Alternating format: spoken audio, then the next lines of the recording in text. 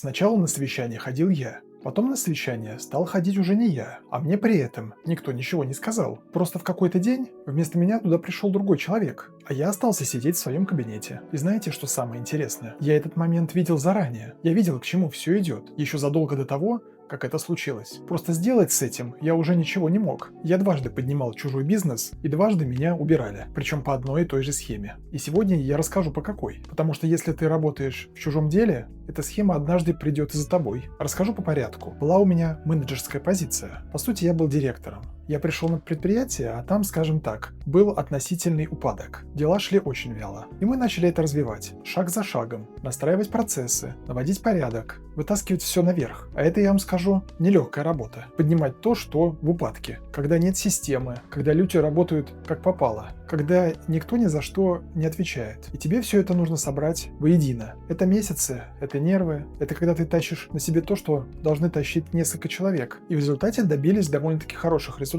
Бизнес ожил, начал приносить деньги. И вот ровно в этот момент, когда все заработало, и началось самое интересное. В конторе в этой была одна особенность. То, что можно, наверное, назвать кумовством. В управлении было буквально несколько человек. И все друг другу были либо родственники, либо очень близкие. Но был там еще один человек, подруга владельца. Они знали друг друга, наверное, лет 15. Очень давно, очень близко. И вот это важно. Я сам своими руками помогал этому человеку обосноваться. Рассказывал, что тут, как тут, показывал какие-то документы, вводил в курс дела, все объяснял и даже однажды как-то в шутку спросил, а чем ты будешь заниматься? На что она мне сказала, я буду тебе помогать. Хихи-ха-ха. Помогать. Ну ладно, думаю, помогать так помогать. А дальше началось вот что. Сначала на совещание ходил я, потом владелец стал брать туда ее. А я сидел просто у себя в кабинете. И это было довольно-таки демонстративно. Это прямо ощущалось. Раньше ходил я, теперь туда ходит она. И никто мне ничего не говорил. Решения со мной тоже перестали обсуждать. Я просто приходил на работу и занимал себя какими-то делами. Делал какие-то банальные вещи. По сути, я сам себе искал занятия. И так продолжалось, наверное, несколько месяцев. Ко мне просто никто не подходил, не общался со мной. Они ждали. Ждали, когда я сам что-то найду и уйду. Чтобы не увольнять, не объясняться со мной. Просто чтобы я растворился. И вот тут я хочу, чтобы вы меня правильно поняли. Все эти сигналы я видел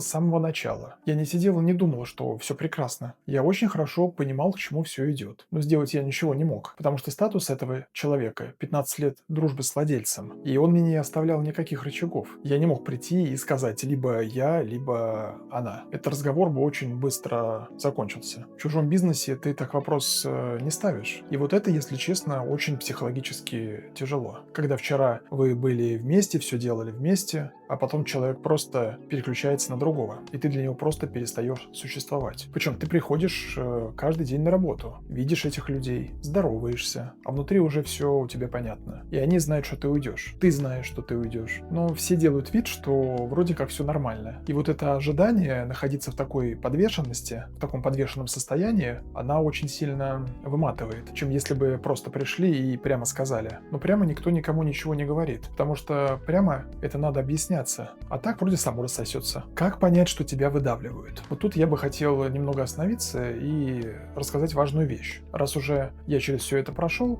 давайте я расскажу, по каким признакам это можно понять заранее, чтобы вы не сидели, как я, не догадывались задним числом. Первое. Тебя перестают звать туда, где принимаются решения. Раньше ты мог быть на каждом совещании, а теперь как-то так получается, что без тебя уже все решили. Вот это первый звонок. Второе. Рядом появляется человек, которого ты же сам вводил в курс дела. Тебя просят показать, рассказать, передать какие-то дела. И вроде это нормально, ну вроде помощник, коллега. Но если этот человек близок к владельцу, нужно насторожиться. Очень часто ты обучаешь свою замену. Третье. Когда информация начинает идти мимо тебя. Ты узнаешь о вещах последним. Какие-то изменения, какие-то планы, а тебя как будто забыли сказать об этом. Не забыли. Просто ты уже не в контуре их внимания. И четвертое, самое явное. С тобой уже перестают спорить. Это звучит странно, правда? Но когда тебя оценят, с тобой спорят, с тобой что-то доказывают, тебя вовлекают. А когда решение уже принято, тебя просто оставляют в покое. Тишина вокруг тебя – это неуважение. Это значит, что тебя уже списали. Если видите 2-3 таких признака сразу, не обманывайте себя. Я где-то обманывал. Думал, возможно, показалось.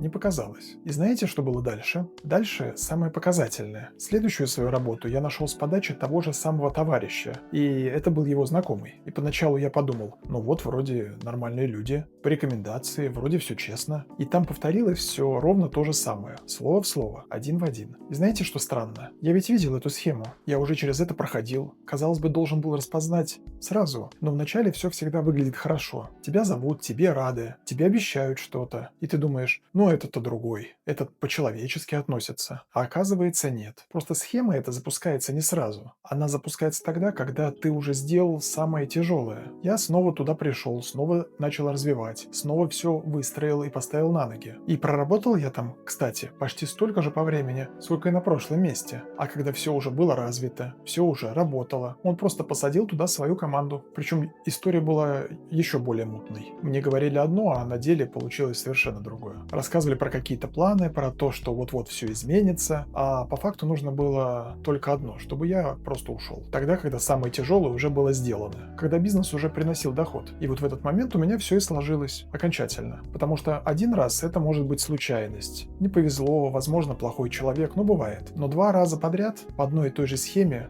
это уже не случайность, это уже какая-то система. И вот к какому выводу я пришел. Меня оба раза убрали не потому, что я плохо работал, а ровно наоборот. Меня убрали потому, что я сделал свою работу.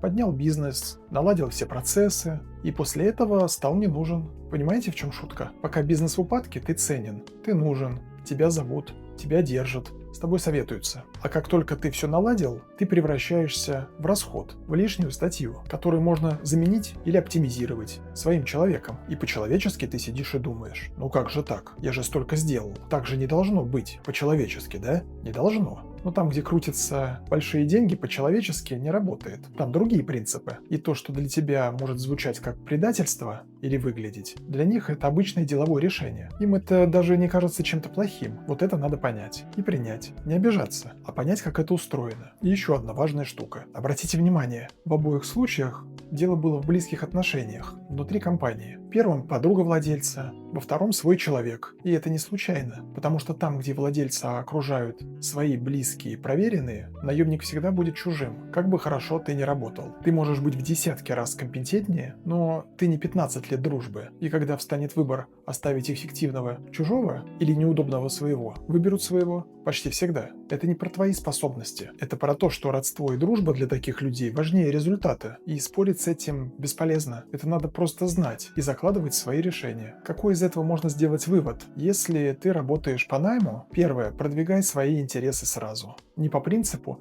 «я сейчас сделаю по-тихому», тут довольствоваться малым, а потом меня оценят. Не оценят. То есть иногда, да, могут оценить. Но очень часто это не наступает никогда. Всегда помни, что если это не твое дело, ты можешь оказаться лишним в любой момент. Особенно там, где большие деньги и близкие отношения внутри. Будь к этому готов. Не потому, что все плохие, а потому, что так устроено. И знаете, что я сделал в итоге? Я просто ушел строить свое. Свои проекты, свой бизнес, где меня уже никто не выдавит из моего же кабинета. Потому что я просто понял одну вещь. В чужом бизнесе ты всегда будешь в чужих правилах. А свои правила бывают только в своем деле. Эти 2 случая были действительно неприятными, но именно они меня к этому и привели. А у вас было такое, когда вы вложили в чужой бизнес, подняли его, а потом оказались лишним? Расскажите в комментариях, как это было у вас. И ушли ли вы тогда во что-то свое, или остались в найме? Мне правда это интересно.